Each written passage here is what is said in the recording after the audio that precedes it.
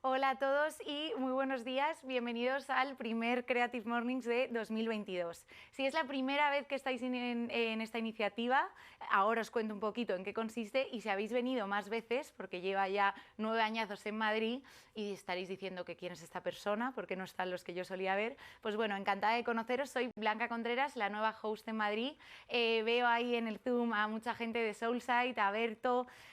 Nos han hecho el relevo, ahora somos los que vamos a alojar esta iniciativa y lo primero que queremos hacer es agradeceros a Berto, a Soulside, lo bien que lo habéis hecho, cómo nos habéis tratado con este traspaso y nada, que esperamos hacerlo la mitad de bien que lo habéis hecho vosotros, que habéis dejado la iniciativa por los cielos, o sea que os mandamos un besazo. Y ahora ya hablamos un poquito de esto. Para los nuevos, Creative Mornings surge en 2008 en Nueva York y llevan ya tropecientos años haciéndolo. Actualmente se hace en 224 ciudades por todo el mundo, por todos los continentes. Nosotros estamos aquí hoy en Madrid, ahora es online porque ya sabemos que el COVID todavía no nos está permitiendo hacer lo que realmente nos gusta, que es charlar cara a cara, tomarnos un café a las 8:30 de la mañana, a las 9 y desayunar. Entonces en febrero ya podréis ir viniendo presencialmente. De momento este año, o sea, este mes nos quedamos aquí con el formato online, así que os animo a estar a tope en el chat hablando, porque oye, nos habrán quitado la presencialidad, pero no nos quitan las ganas de hablar y de conocer a gente nueva que está conectada ahora mismo. Enero, esta temática es libertad. El capítulo de Charlotte es el que ha decidido explorar la inmensidad que tiene la libertad, y Lobonia Parks es la que ha ilustrado este tema de esta manera tan maravillosa que a mí me dan ganas de hacerle captura a la pantalla y ponérmelo de fondo. Podéis mirar en sus redes y en las redes de Creative Mornings porque está su trabajo, además del que ha hecho para ilustrar la temática de Free, o sea que esto es preciosísimo y a mí me encanta. Ahora bien, permitidme que haga un poquito de alusión a la gente que hace los Creative Mornings posibles, porque como veis esto es una iniciativa sin ánimo de lucro, ni vosotros, o sea, vosotros estáis aquí de manera gratuita, el speaker, nosotros, con lo cual esto diréis, ¿cómo es posible? Pues magia no es. En primer lugar, gracias MailChimp, que es el sponsor, el partner internacional de los Creative Mornings en todo el tema de marketing, y han hecho una iniciativa espectacular con Hello Sunshine, que son 4 capítulos que habla de distintas historias de mujeres emprendedoras, de lo difícil que es esa aventura para conseguir sacar los negocios adelante, pero a fin de cuentas son piezas súper inspiradoras, las podéis ver a través de YouTube y os animo a meteros y a verlo. Me he dejado ahí el clicker, perdonadme un momento porque es que yo esto es la primera vez que hablo en público y no puedo pasar de diapositiva. Uy.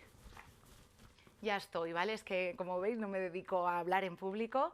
Así que, bueno, aquí tenemos la ilustración, MailChimp y la iniciativa de The Roadmap, ¿vale? Que aquí os la enseño y nada, os animo a meteros en YouTube, como os decía. Ahora también quiero agradecer a este sitio donde estoy tan espectacular, que es Taller de Ideas. Taller de Ideas es donde trabajo yo, que nos dedicamos a hacer no solo eventos, sino cualquier tipo de producción audiovisual. Hacemos desde shows hasta podcasts, hasta formatos propios. Os animo a meteros en nuestra web, que es el tallerdeideas.com, y veréis que somos gente muy molona y hacemos nuestro trabajo muy bien. Y nada, yo también quiero agradecer al equipazo que me está ayudando a sacarlo adelante, porque cuando les conté que me habían hecho host de los Creative Mornings, lejos de parecerle una movida de curro, les pareció una iniciativa tan bonita como me lo parece a mí. Así que nada, gracias a todos, chicos, por lo bien que lo estamos haciendo, que somos un equipo. Yo simplemente estoy dando la cara, pero estamos todos en esto. Y ahora también quiero agradecérselo a un sponsor que es maravilloso, que es SiteGround. SiteGround ha estado años ayudando a Soulside y a Berto y a Edu Beotas, y no dudo ni un momento en seguir ayudándonos a nosotros. O sea, sin SiteGround no es posible este evento, o sea que de verdad, 1000 millones de gracias. Simplemente por contaros un poco quiénes son, SiteGround es una empresa líder en hosting web y está reconocida internacionalmente por su enfoque especial en hosting y tecnología, ¿vale? Se enfocan en la velocidad web y en la seguridad que ofrecen a sus clientes. Tienen una atención al cliente de 10 y todas las herramientas creadas por SiteGround te protegen de posibles ataques y pueden hacer que tu web sea 100 veces más rápida. Yo de estas cosas entiendo poco, pero realmente sé que son SiteGround unos cracks, o sea que gracias por ser uno de nuestros sponsors. Y luego muchos más que tendremos en febrero de manera presencial. Yorokou, con vida, tendremos a 3 Letras Pan ayudándonos con el desayuno, o sea que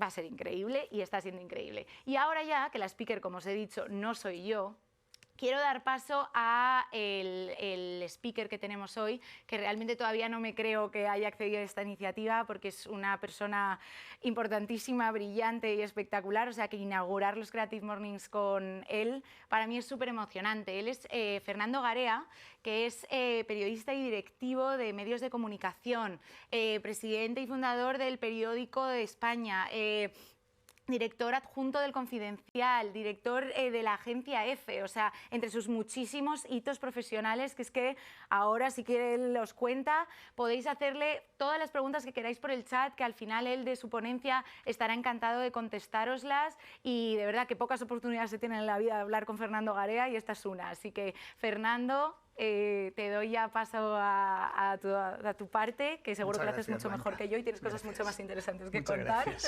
Muchísimas gracias. Gracias a ti. Bueno, hola a todas y todos. Bueno, primero, como decía Blanca, lamento que todavía no lo podamos hacer presencial, pero bueno, voy a intentar hacerlo lo mejor posible y que nos resulte lo más cómodo posible el formato. Mi nombre es Fernando Garea.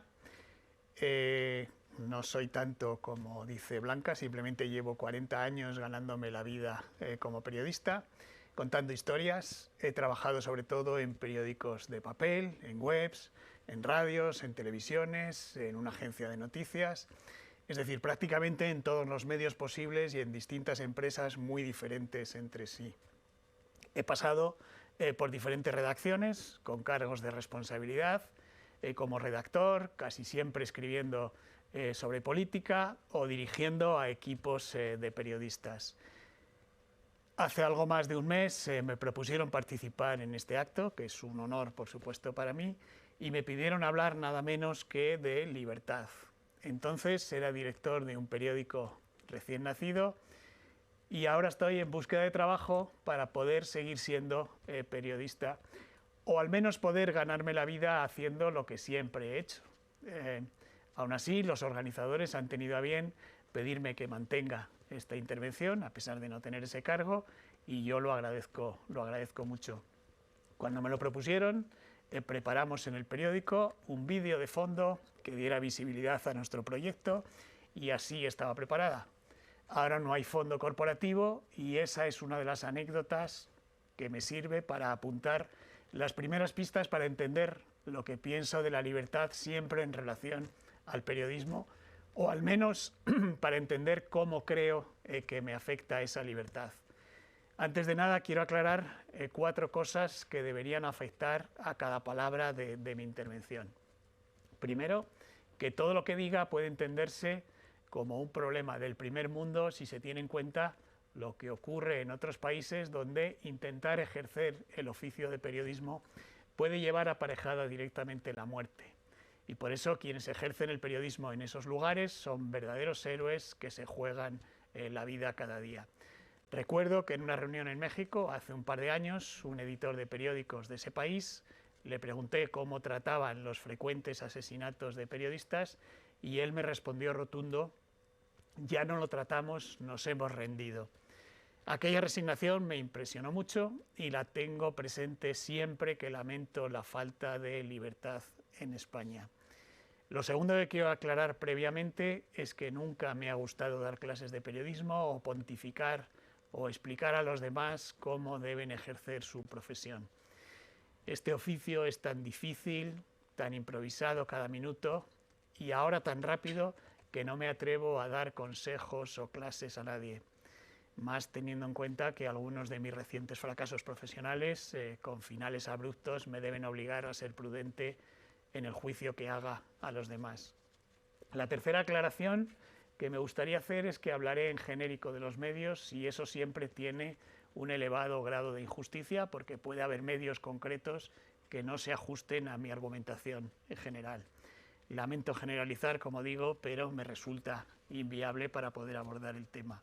Y la cuarta y última aclaración que también quiero que esté presente en todo lo que diga es que no quiero que mis palabras sean una visión entendida como pesimista de esta profesión, con la que he disfrutado, con la que he sido feliz y con la que he conocido a personas y vivido situaciones que seguro que no podría soñar nunca antes. Siempre digo que soy un privilegiado en mi profesión y lo repito hoy. Dicho eso, voy a intentar hacer un recorrido por la vinculación entre periodismo y libertad y perdonen que lo haga con referencias a mi trayectoria profesional. La haré partiendo de la certeza casi obvia de que la libertad es claramente el bien más preciado para un periodista porque es el único ecosistema en el que puede sobrevivir y desarrollarse el periodismo cada día. Yo diría que no hay periodismo sin libertad, pero tampoco es posible la libertad si no hay periodismo. Ni la libertad ni la democracia, porque las dos cosas van siempre unidas. Creo que no hay duda de que la democracia es un régimen de opinión pública y para eso es necesario que haya libertad para poder exponerla, discutir y valorar. Por ejemplo, democracia, en mi opinión, no es solo ir cada cierto tiempo a votar a las urnas, sino que es esencial que los ciudadanos acudan a las elecciones teniendo acceso a todos los datos e informaciones que se refieren a quien comparece para ser votado y esa es la función que tenemos los periodistas. Para eso es necesario que los periodistas podamos ejercer nuestra labor y que podamos facilitar a los ciudadanos los datos oficiales, la actividad de los partidos, las investigaciones judiciales, que a veces están bajo la sombra del secreto, todo.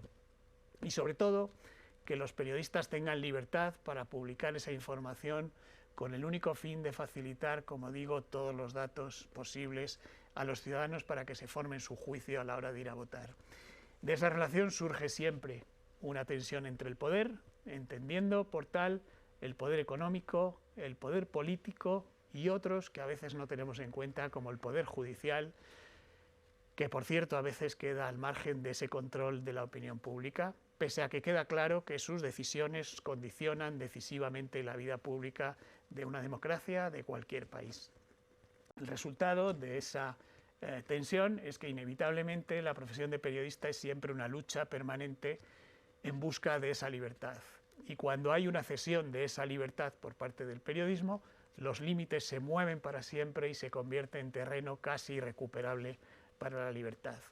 Advertí antes que hablaría de mí mismo y si me lo permiten, diría que tengo la sensación de que mi trayectoria ha sido siempre una lucha permanente para intentar conservar o conquistar esa libertad, aunque no siempre haya estado acertado en dónde buscarla y dónde encontrarla. No siempre lo he conseguido, es más, casi siempre he perdido y me he visto obligado a recoger mis cosas y empezar una etapa diferente en otra empresa o en otro lugar. En unos casos, por el interés de alguien de cambiar enfoques de textos que yo firmaba, por el deseo de alguien por apartarme de determinadas informaciones o el deseo del poder, en ese caso el poder político, por controlar ese medio público. Esa lucha por la libertad la mantienen diariamente las propias empresas periodísticas, pero también cada uno de los periodistas individualmente cuando ejercemos nuestra profesión.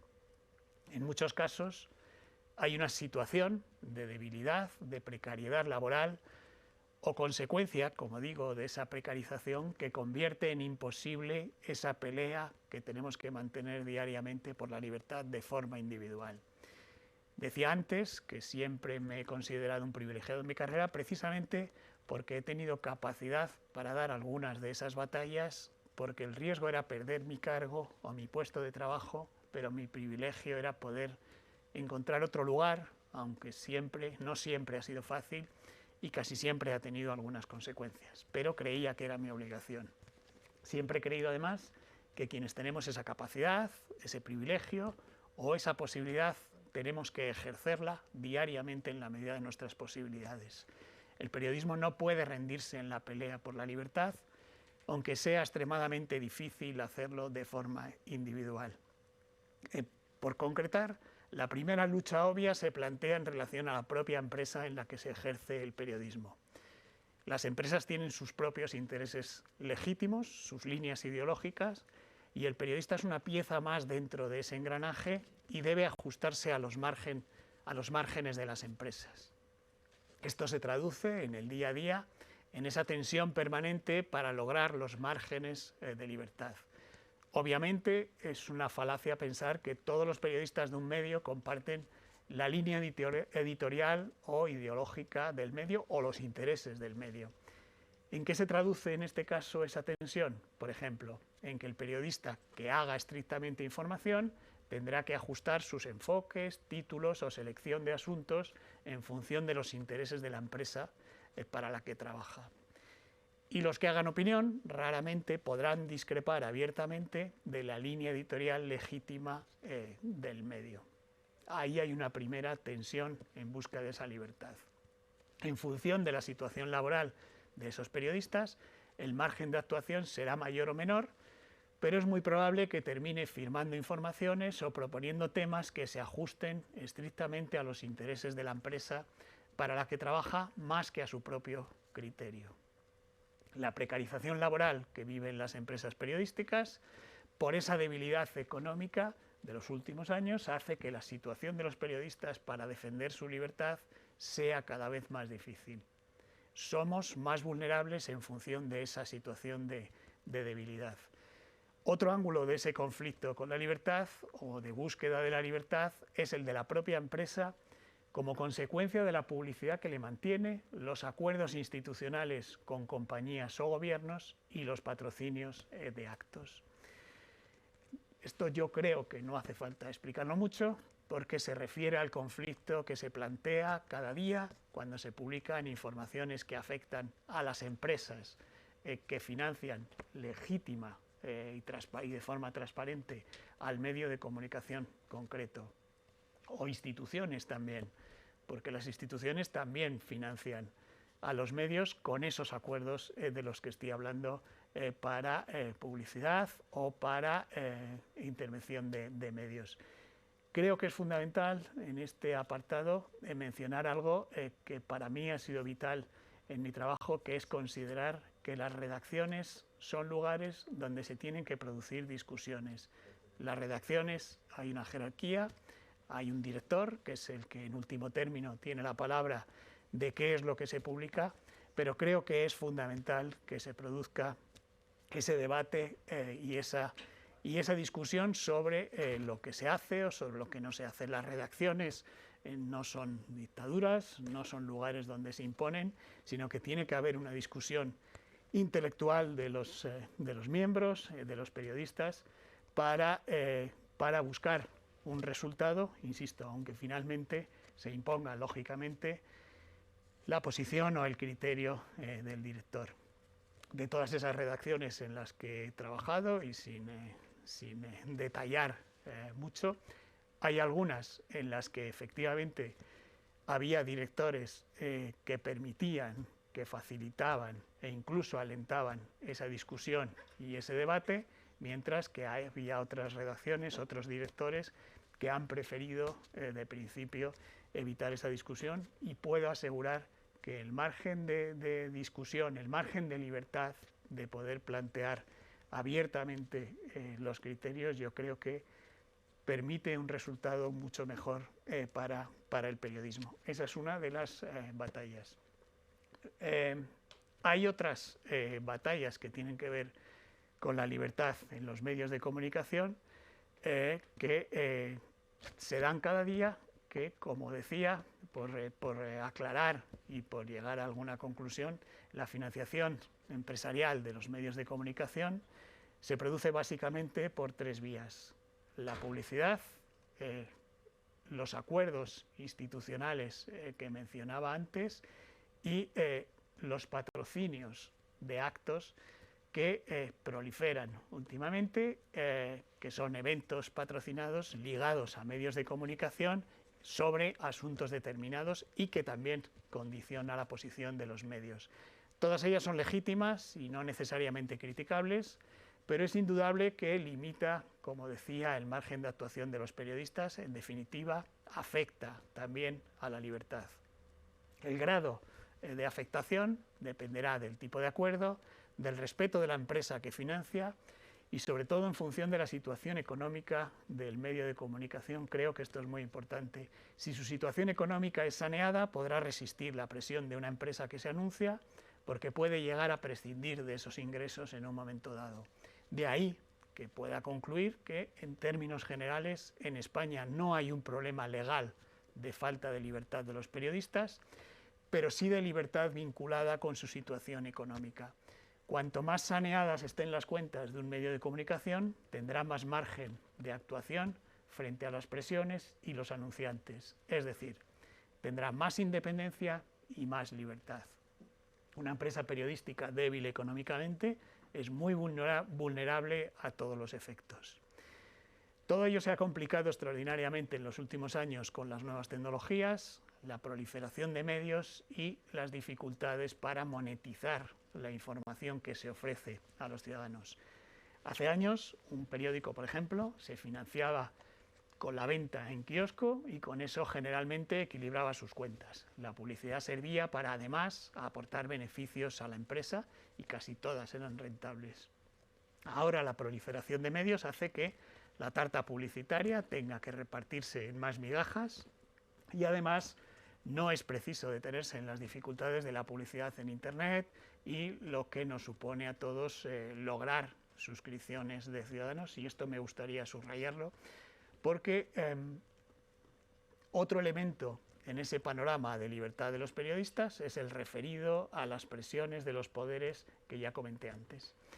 Exactamente igual, cuanto más estable y robusto sea el medio de comunicación, más difícil será que ceda a esas presiones. Siempre he dicho, no obstante, que el problema no es que haya presiones, sino que el medio, que el periodista ceda a ellas. Si un medio o un periodista no recibe presiones, es porque es irrelevante. Recordaremos el tópico cierto de que periodismo es publicar algo que alguien no quiere que se publique. Si no hay respuesta a lo que se publica, quiere decir que se es intrascendente. En la práctica periodística, uno termina aprendiendo a vivir o sobrevivir, si puede, dentro de esos márgenes, sabiendo que no hay que descuidarse ni un milímetro porque la libertad siempre está acechada. Porque el poder político siempre es voraz y nunca está dispuesto a que se publique lo que no quiere que se publique. Y no es solo el político, porque ocurre en ocasiones, y estos son hechos reales, que un determinado club de fútbol logra que se desplace al periodista que escribe sobre ese club de fútbol, o que una empresa consigue que el medio cambie al periodista que escribe sobre el sector productivo al que pertenece esa empresa. Eso sería el grado máximo de cesión a presiones externas, pero ocurre y ha ocurrido, insisto, dentro de esa injusta generalización. Hay una práctica habitual que tiene que ver con esto y que simplemente mencionaré sin desarrollar, que son los acuerdos económicos de los medios con gobiernos autonómicos que necesariamente limitan el margen o la libertad de los periodistas. Una respuesta interesante del sistema a esas presiones es la aparición en los últimos años de medios digitales con menores costes, con capacidad para estar menos sometidos a esas presiones, y creo que hay ejemplos que tenemos todos en la cabeza. Como decía, en esos márgenes hay que moverse siempre con cuidado. Es necesario diferenciar entre medios privados y medios públicos. Hay que diferenciar a todos los efectos, incluyendo el publicitario y el de la defensa de un pluralismo al que solo deben rendirse los medios públicos. Los privados pueden tener intereses legítimos y líneas editoriales que les separe de esa obligación, como decía, de pluralismo, mientras que los públicos viven siempre la tensión del intento de control del poder político que pretende limitar ese pluralismo.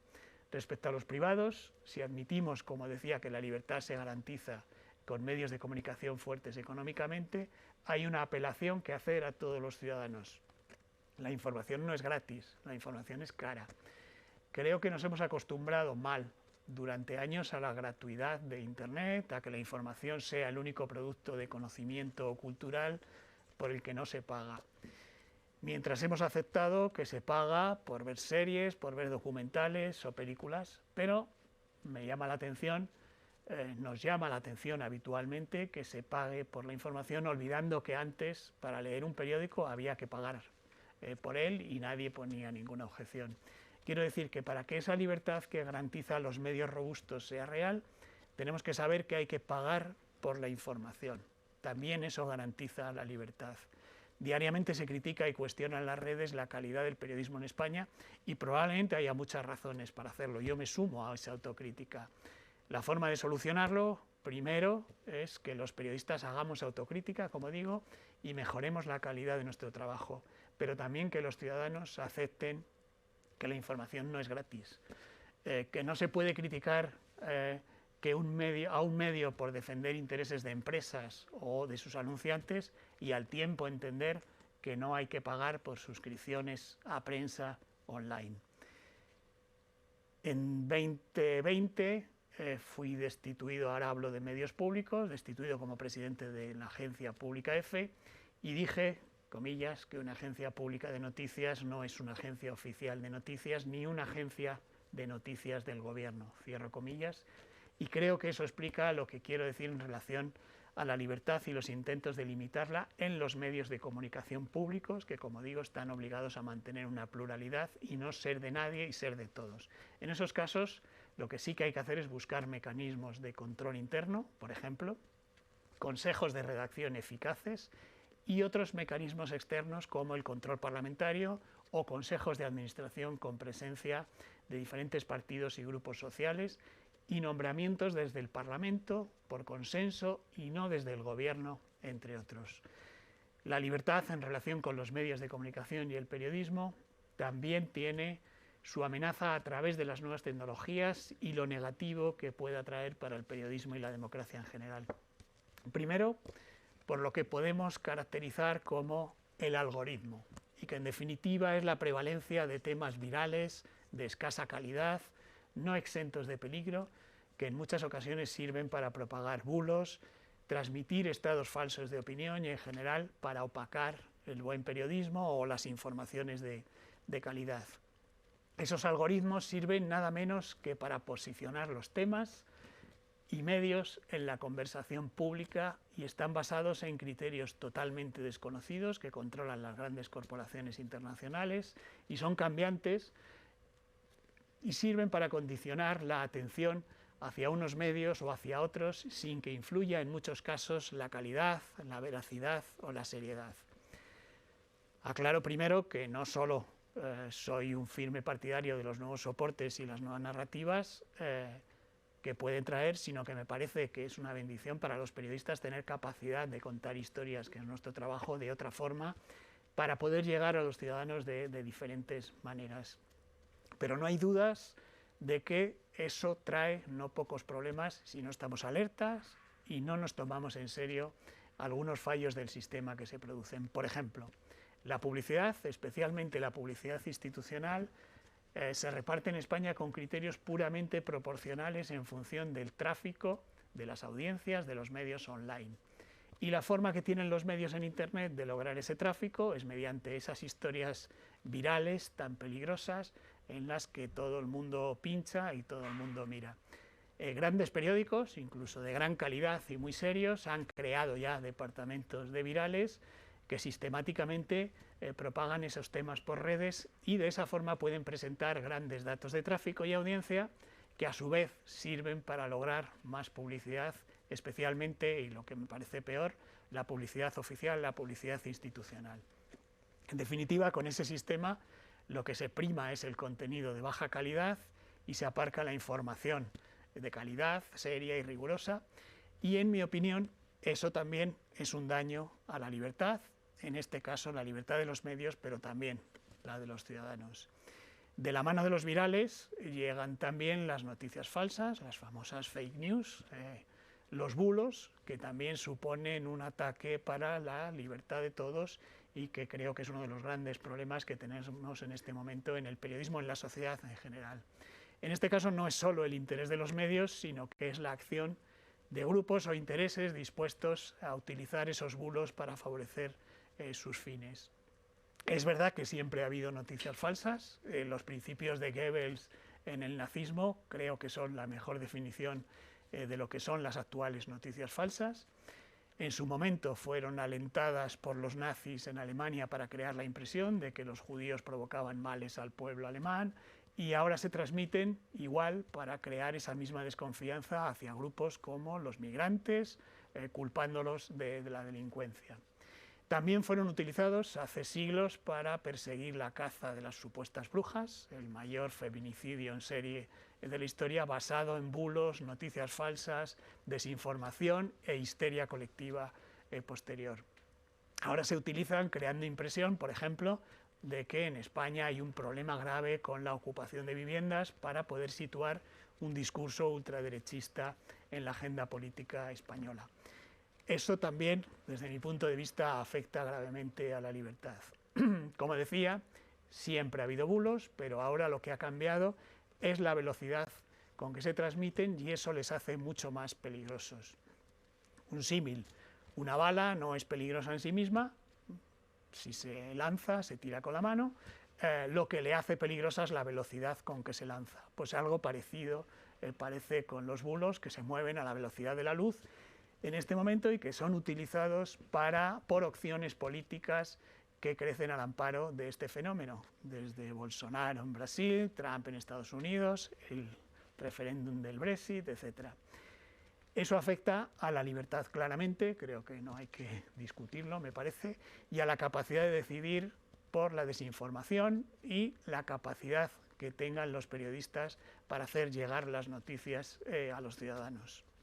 En España, en algunas elecciones recientes, se hizo creer, por ejemplo, por bulos, que te ocupaban la casa casi si salías a comprar el pan, cuando nuestro país es uno de los que tiene los índices más bajos de delincuencia, como tiene los más bajos índices de emigración, y sin embargo hay una opción política que cita bulos para hacer ver que estamos siendo invadidos, o que la violencia de género es un invento y todo son denuncias falsas. Todo ello afecta a la libertad si además los periodistas no tenemos capacidad de verificar y hacer nuestro trabajo en condiciones razonables, porque además se transmiten sin intervención de periodistas a través de redes y con un contacto casi directo entre ese grupo de interés y los ciudadanos. Y si no hay periodismo que indague y aclare y rechace o confirme, estará más amenazada esa libertad. Existe un teórico espacio de libertad evidente en las redes y en las nuevas tecnologías, pero ojo, porque eso no es periodismo y en la mayoría de los casos no se contrasta, no se diferencia el bulo de la verdad, sino que simplemente se transmiten con esa velocidad de la que hablaba antes. Las redes son un buen instrumento de escucha, de participación, pero no pueden entenderse, desde mi punto de vista, como periodismo.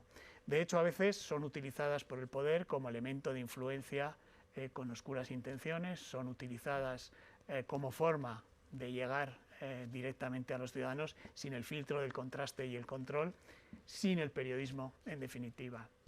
Así surgen fenómenos de tinte totalitario como la desinformación, el fascismo, como decía antes Trump, Bolsonaro, etc. O el Brexit, que sembró esa desinformación para ganar un referéndum sobre falsedades como la supuesta invasión de migrantes a Reino Unido o los millones que Europa se llevaba de ese país. En relación al periodismo, hay otra amenaza a la libertad desde el poder cuando se anula la transparencia, cuando se impide el acceso a datos oficiales o cuando se restringe la acción de los periodistas, por ejemplo. Y no es una queja de periodistas, sino que creo que tiene que ser una queja de los ciudadanos, cuando se producen ruedas de prensa sin preguntas o sin permitir verificar los datos oficiales que se transmiten desde el poder.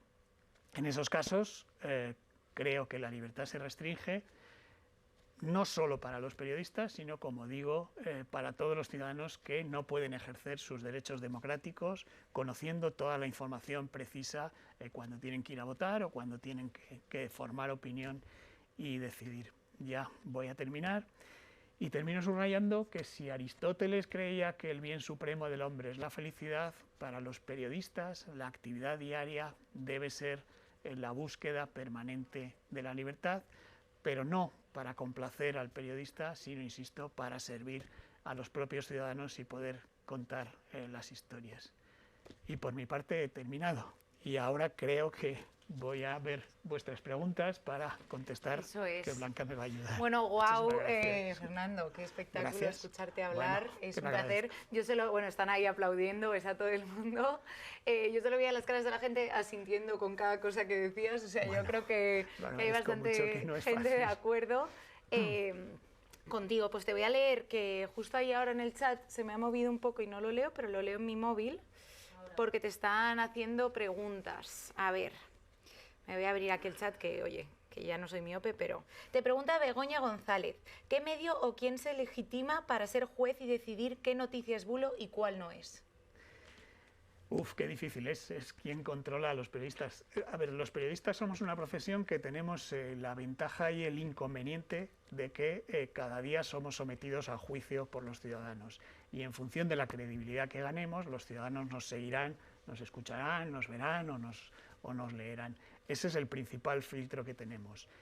Que los periodistas seamos los que garanticemos que existan los bulos es difícil en este momento por la velocidad de las redes, por mensajes instantáneos a los que ni siquiera llegamos, pero sí que tenemos la obligación de hacer frente a esos bulos si, por ejemplo, se transmite una idea falsa. A ver, yo no soy muy partidario de ponerle apellidos al periodismo, ni periodismo de investigación, ni periodismo de verificación, ni periodismo de datos, porque creo que todo el periodismo tiene que ser periodismo de datos, periodismo de investigación, periodismo de verificación, etc.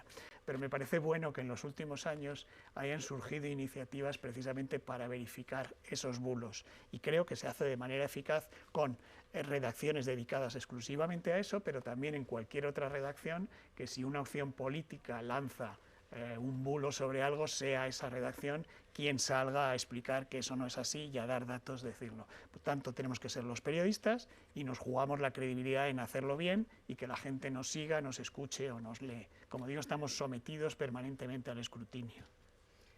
Eso es. Te preguntan más cositas por aquí. Cristina te dice, ¿qué piensas del fact-checking? ¿Te parece una herramienta eficaz para frenar o desmontar bulos? Sí, yo creo que sí. Además, es inevitable, como decía, que ese tipo de periodismo se imponga porque es una respuesta del cuerpo social, digamos, de la democracia que ha creado ese anticuerpo para esa vacuna, ahora que está de moda, para responder a ese mal y por tanto me parece bien que se haga, aunque insisto, creo que todos los periodistas tenemos que hacer ese fact-checking permanentemente. Exacto, no solo los que le llevan el apellido, ¿no? Por ejemplo, yo soy enemigo declarado, he intentado hacerlo, del periodismo declarativo, es decir, de estar permanentemente contando lo que dicen los políticos. Yo creo que de los políticos hay que contar lo que hacen y no lo que dicen. De tal forma que si un político en una rueda de prensa hace unas declaraciones diciendo tal cosa sobre el paro, no lo tienes que reproducir tal cual, sino que lo que tienes que hacer es examinar si lo que dices es así o no y explicarle al lector, al oyente o al espectador qué es lo que ha dicho el político y si es verdad o no. Estás haciendo fact-checking, aunque no estés permanentemente haciendo fact-checking. Luego yo creo que eso hay que incorporarlo al periodismo diario. Estás dando aquí yo creo que muchas lecciones a mucha gente. No me gusta hacer las lecciones. No paran de preguntarte, yo te leo todo Vale. sin parar. A ver, te dicen por aquí, Raquel C. Muy interesante, ¿cómo crees que puede lucharse contra los bulos? ¿No hay también una falta de pensamiento crítico por parte del público? Sí, yo creo que parte tiene que ver primero con la eclosión de los medios que nos ha pillado, en muchos casos todavía no preparados para ello.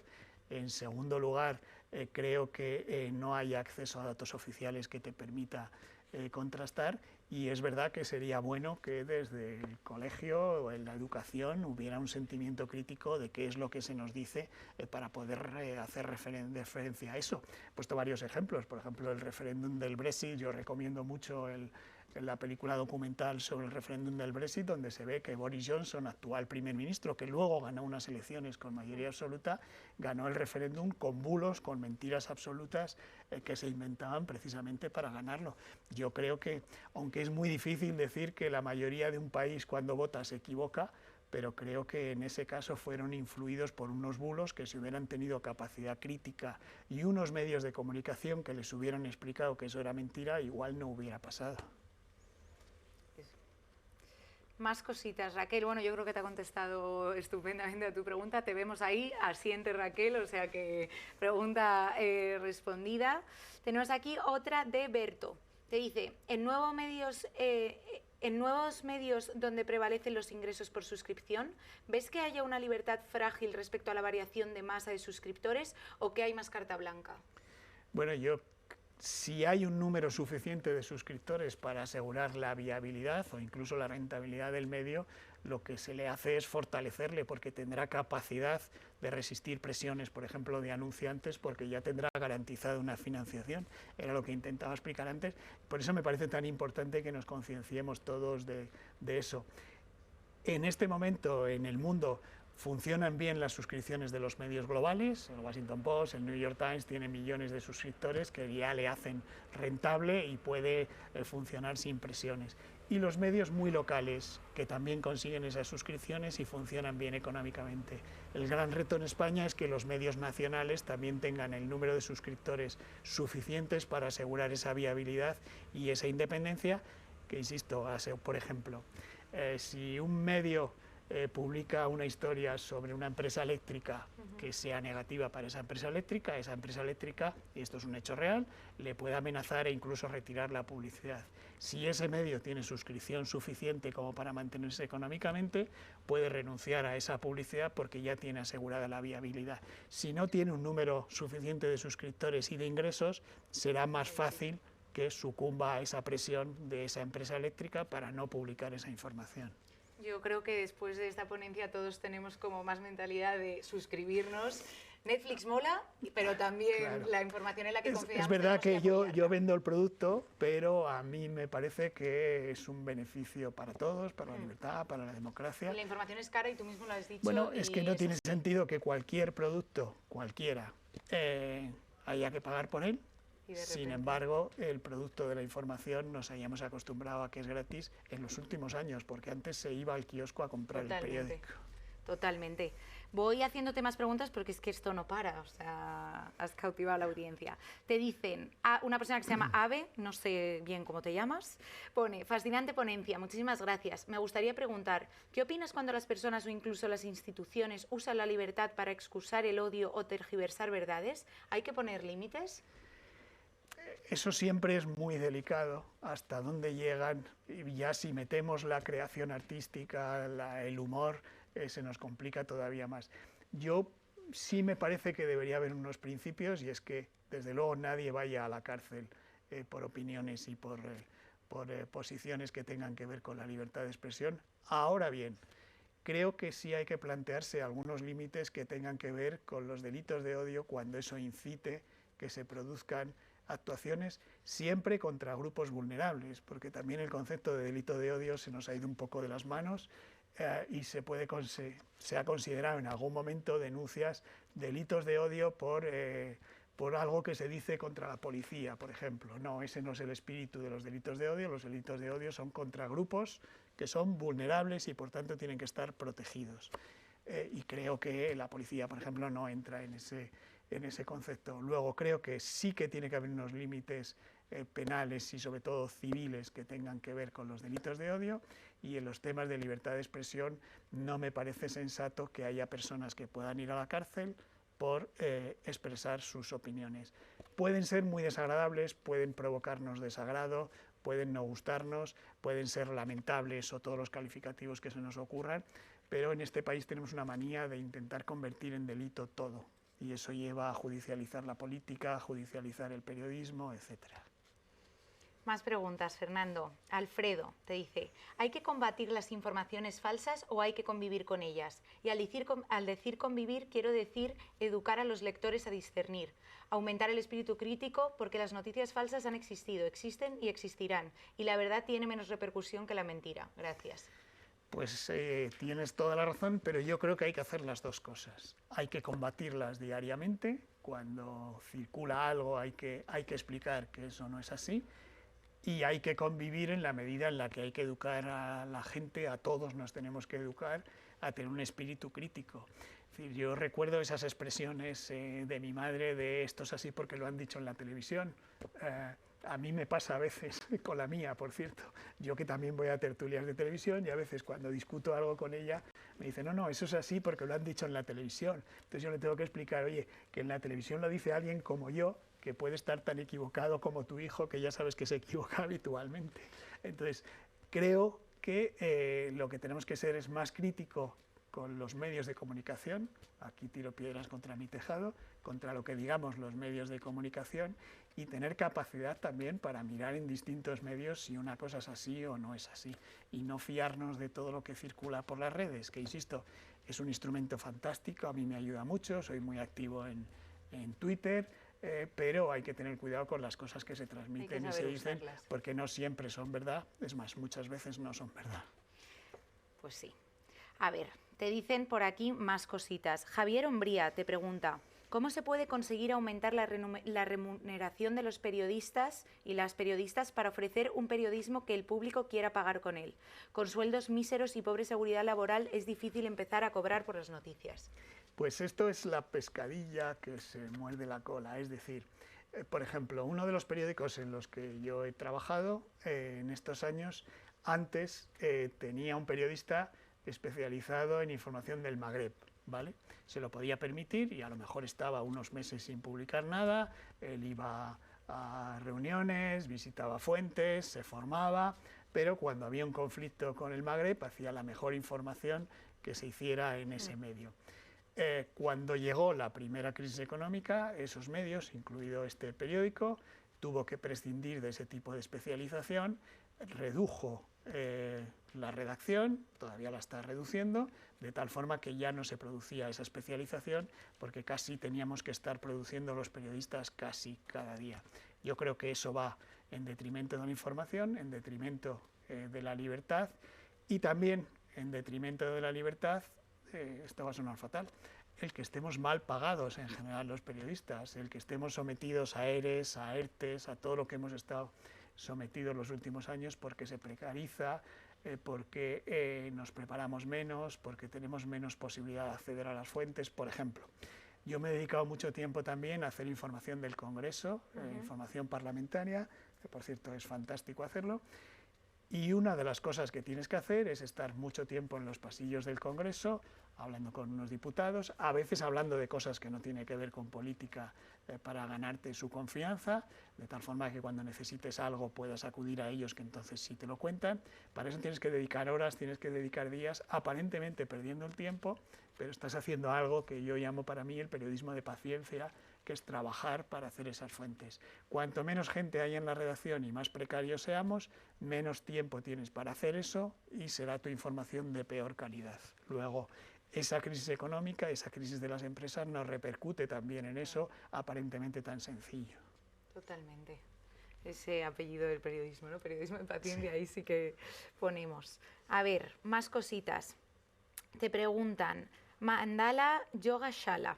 Buenos días. ¿Podríamos llegar a decir que es más importante cómo se cuenta algo a qué se cuenta? Muchas gracias. Yo no me atrevería a decirlo. Yo creo que lo importante es contar algo. Ahora tenemos muchos más instrumentos para contarlo de manera mucho más sencilla, mucho más eficaz, porque los hábitos de lectura han cambiado, porque ahora la mayoría de la gente lo lee a través del móvil y hay que dar formatos para que se lea, pero lo que se cuenta es muy importante. Quiero decir, si no hay una historia no tiene sentido, si no hay una información no tiene sentido, si no hay una historia humana no tiene sentido. Y hay algo que aprovecho, aunque no tenga nada que ver aparentemente para explicar, y es que en los últimos años los periodistas hemos cometido un gravísimo error, y es que hemos deslizado todo hacia la opinión. Yo voy a tertulias a la televisión, pero hemos hecho creer, sobre todo a los que empiezan, a los más jóvenes, que periodismo es sobre todo eso, y no. Periodismo es hacer información. Yo estoy empeñado, me gustaría recuperar el gusto por el titular, por la información, por la exclusiva, por adelantar las cosas, más que por opinar o analizar, que está muy bien, que hay que hacerlo, pero creo que no puedes opinar si previamente no ha habido una información. Luego, volviendo a la pregunta, está bien cómo se cuenta porque se facilita que se vea, si por ejemplo si tiene gráficos, si tiene vídeos, si tiene fotos, pero es fundamental que haya una buena historia, que haya un titular, que haya una noticia y ya si es una exclusiva, a mí me parece que eso es la sangre del oxígeno de los periodistas, es eso. Totalmente. Que es un gusto, yo creo, para la gente estar escuchándote, Fernando. Bueno. Es que esto es un regalazo como primer Creative Morning, se ve a es la eso. gente y veo que están todos enganchadísimos. Me dicen por aquí más cositas. Rockmartic, la gente tiene unos nombres muy originales en internet. Maravillosa ponencia. ¿Cómo guiarías a la generación Z para distinguir el periodismo del ruido de internet? Esto me interesa también a mí mucho. Pues yo creo que hay que saber ver si hay fuentes, si es preferible no utilizar fuentes anónimas, tiene que haber buenas fuentes, tiene que estar bien contado, tiene que estar bien explicado. Tenemos que crearnos nuestros medios de referencia y de confianza, cada uno tendrá uno, no quiero señalar ninguno, porque cuando vas a los medios normalmente lo que haces es reforzar tus posiciones ideológicas, cada uno que elija qué medio es el que le resulta más fiable, pero que mire siempre quién da esa información, quién lo cuenta, qué fuentes tiene, cómo de veraces, y si en algún momento considera que alguno de esos medios le ha colado un bulo, pues que esté prevenido ya sobre ese medio para no volver a creerlo. O sea, yo creo que lo que se trata es de estar un poco alerta con las cosas, que creo que antes, y no quiero ser abuelo cebolleta, que hable sobre todo del pasado, pero antes era mucho más exigente con los periódicos, con los medios en general, y ahora en cambio te llega algo y ya te lo crees sin necesidad de mirar quién lo ha publicado, quién lo ha contado o no. Yo creo que hay que ser también muy exigente en eso, pero con cualquier otro producto, es decir, voy a dar un salto mortal.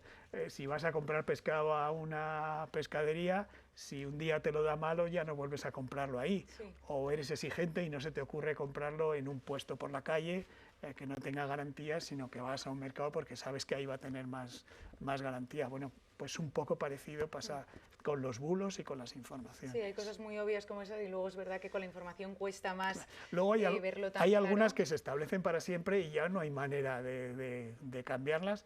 Y además, por ejemplo, si a todos nos preguntan, daríamos por bueno esto de que Rajoy daba ruedas de prensa por plasma, ¿verdad? Sí. Pues es el gran bulo porque es mentira. Nunca hubo una rueda de prensa por plasma porque es imposible.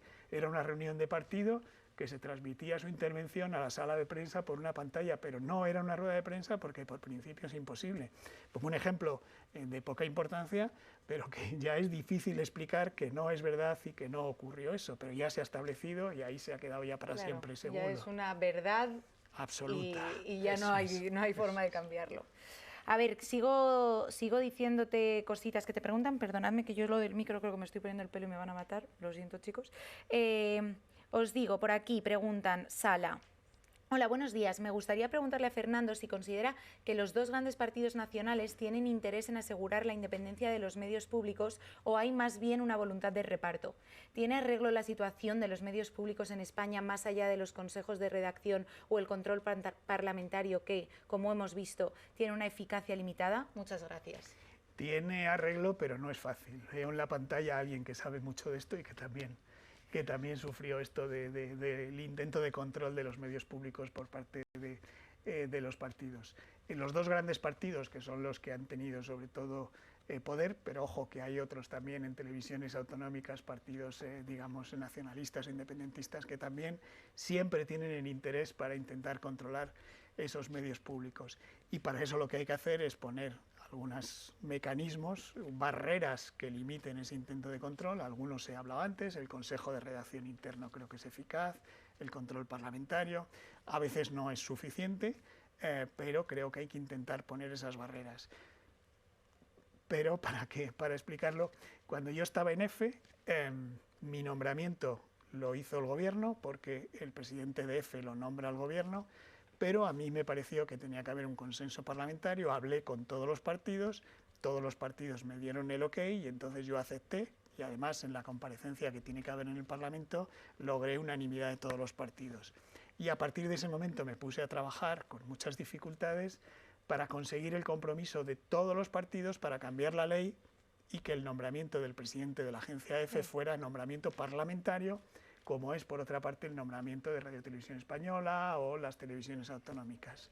Después de mucho batallar, conseguí un papel con el compromiso de todos los partidos firmados, el Partido Socialista no quiso firmar, aunque se remitía a un acuerdo de su ejecutiva previo en el que sí estaba a favor de esto. Bueno, ese papel le tengo yo en mi casa, nunca se ha hecho nada, e intenté cuando estaba en EFE que en los programas electorales de los partidos se incluyera el compromiso de esa elección parlamentaria y no lo conseguí. ¿Por qué? Porque el que está en el gobierno quiere seguir nombrando o destituyendo al presidente de la agencia EFE o otros medios públicos, y quien aspira al gobierno piensa que cuando llegue va a poder nombrar al suyo para hacerlo, lo cual me parece que es una desgracia. Yeah. No, aquí aprendemos mucho también de cómo funcionan estas cosas, que seguro que hay muchos que no, Por eso no digo teníamos ni idea. Que al final, siento decir esto que no me gusta, pero en eso todos son iguales. Todos, ¿no? Sí. Ha habido periodos, paréntesis, por ejemplo, en España respecto a Televisión Española hubo un momento de paréntesis en la etapa de Zapatero, en la que hubo momento de extraña libertad, que funcionó de esa forma. En Telemadrid, en Madrid también ha funcionado hasta hace poco de esa forma, pero al final terminan siendo cápsulas del tiempo que cuando pasan cambia por completo y se vuelve otra vez a lo mismo. Bueno, todos son iguales en este caso, no diremos mucho esa frase, pero no aquí me gusta, puede pero aplicar. En este caso sí. Pues Fernando, por aquí yo creo que ya la gente simplemente te agradece. Cincia, que espero estar pronunciando bien tu nombre, te pone: me ha impactado mucho la ponencia por muchos aspectos como la franqueza y la pasión, gracias de verdad. Por nuestra parte, desde la organización de Creative Mornings, o sea, es que no te podemos estar más agradecidos. No, gracias a vosotras por invitarme, que ha sido un placer. Es un espectáculo haberte tenido como primer ponente de los Creative Mornings, o sea, ya empezamos muy alto con el listón, ahora a ver qué pasa el resto de meses. Te despido a ti para ahora hacer el cierre y ya nada. Perfecto. Pues nada, la gente la tienes ahí en pantalla, despedidos de Fernando. Gracias, gracias. Pues muchísimas gracias, Fernando. Y nada, y nosotros ya nos vamos, esperamos que hayáis disfrutado, que os haya interesado. Yo creo que si habéis escuchado lo mismo que yo, ha sido una ponencia de estas que te enseñan, que te hacen pensar, que yo soy un poco la conclusión que sacamos, ¿no?, de esto es que hay que pensar, hay que ser críticos, hay que ver qué hay detrás de las cosas de las que nos fiamos. Ahora este mes ya se acaba el enero de la libertad, el mes que viene la temática es monumental, que ya tenemos a un ponente, que es un arquitecto que encima está da clases en la universidad, o sea que tendrá un discurso muy fluido y estará muy bien. Variaremos de ponentes de género, de edades, de gustos, de todo, o sea, aquí vamos a intentar hacer un Creative Mornings lo más diverso y diferente posible, y esperamos veros ya de manera presencial. Seguidnos en redes y en todo, que ahí pondremos cuándo abrimos las entradas, quién es el ponente y absolutamente todo, ¿vale? Así que nada, os mandamos un beso enorme, que os repito que no soy solo yo, que es toda la gente del equipo que lo está haciendo posible, a los sponsors, SiteGround, Yorokou, todos, os mandamos un beso enorme y chao, chao.